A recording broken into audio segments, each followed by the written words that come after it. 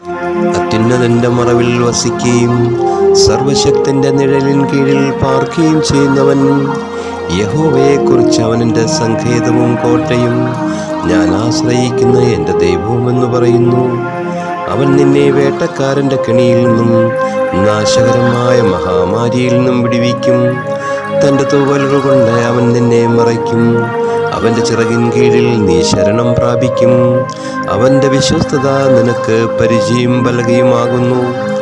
രാത്രിയിലെ ഭയത്തെയും പകൽ പറക്കുന്ന അസ്ത്രത്തെയും ഇരുട്ടിൽ സഞ്ചരിക്കുന്ന മഹാമാരിയെയും ഉച്ചയ്ക്ക് നശിപ്പിക്കുന്ന സംഹാരത്തെയും നിനക്ക് പേടിപ്പാനില്ല.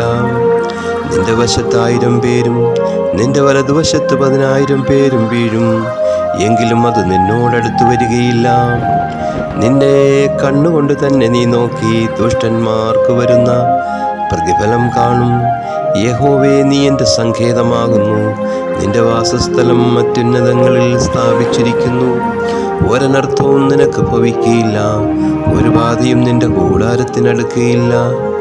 നിന്റെ എല്ലാ വഴികളിലും നിന്നെ കാക്കേണ്ടതിനെ അവൻ നിന്നെക്കുറിച്ച് തൻ്റെ ദൂതന്മാരോട് കൽപ്പിക്കും.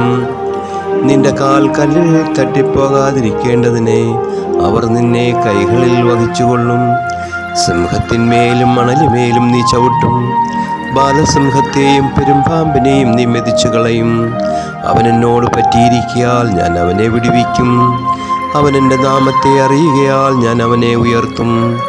അവൻ എന്നെ വിളിച്ചപേക്ഷിക്കും, ഞാൻ അവന് ഉത്തരമരുളും. കഷ്ടകാലത്ത് ഞാൻ അവനോടുകൂടെ ഇരിക്കും.